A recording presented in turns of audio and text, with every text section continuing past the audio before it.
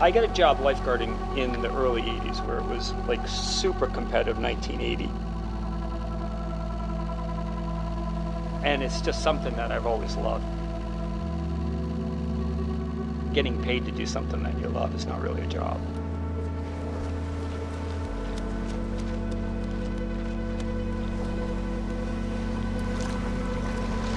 I would take snowstorms and everything in the Northeast because I could never, ever, ever leave the ocean.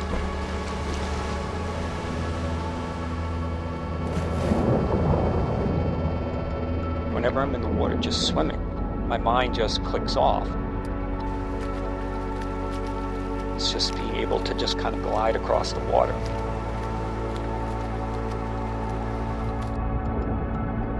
Once you have that feeling, it never leaves you.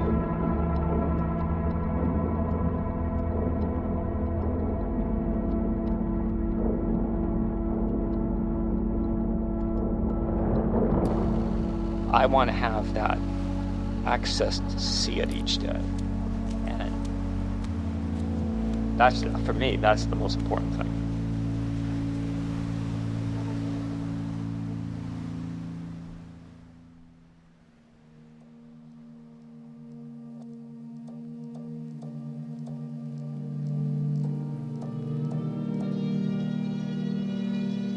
I shaped my first board in 2000, I believe.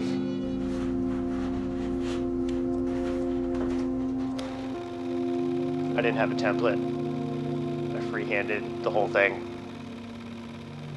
and shaped it in my parents' backyard. You know, it took a long time to be comfortable with a planer, to just shape the whole thing with a planer. But once you can do that, it's just an extension of like your hands, and you can just really just get in the flow.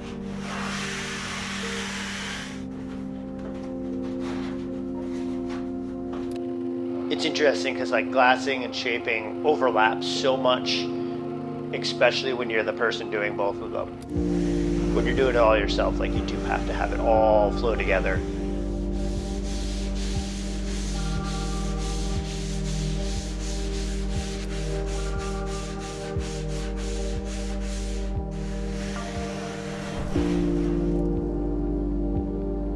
For me, I enjoy like that feeling of like everything connecting, your foils connecting, all your rails all connecting, and you get these like moments of a connection between the board and the wave.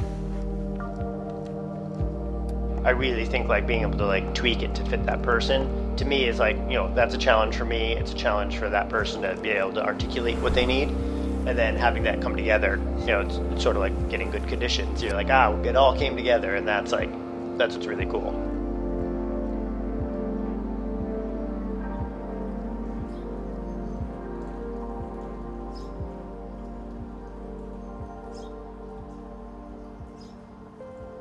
I moved back to Maine in 2011 from California and noticed there's just no shops around Maine in general that sold handcrafted surfboards. So we searched for real estate, found a place in Portland, and started stocking hand-shaped boards. We live in this gorgeous, beautiful, untouched area. It's a hard place to surf. And I've grown to like surfing here more and more as I've gotten older due to the hunt for the waves. I think also now seeing it through my son, who's 5 years old, his eyes and his mystique of the ocean and how beautiful and wild it is, and going hiking and exploring and checking it out, and now having a new appreciation looking through him.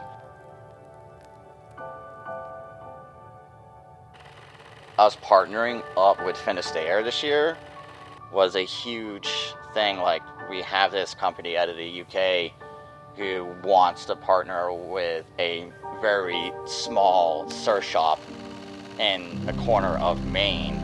Them being stoked on what we're doing here, it really reassured everything for me.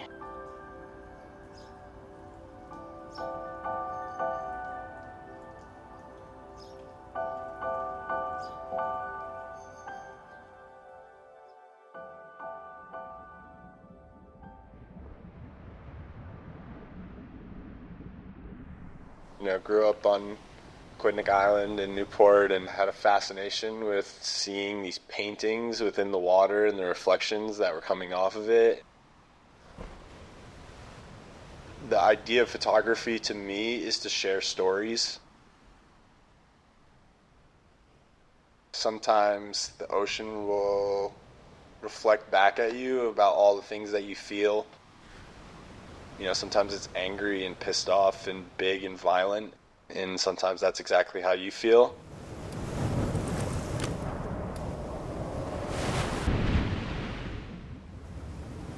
Other times it's calm and you can feel that sense of just tranquility.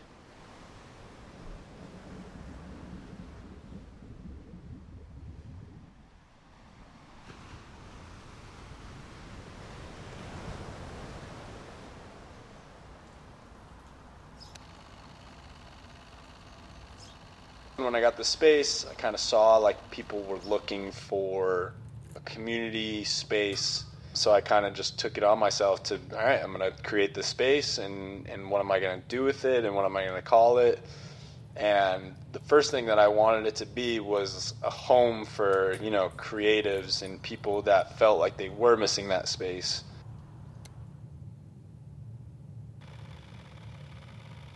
And so the most fulfilling thing to me is, someone who will look at a picture that I took 5-10 years ago and be like, oh, it feels like I can still feel that.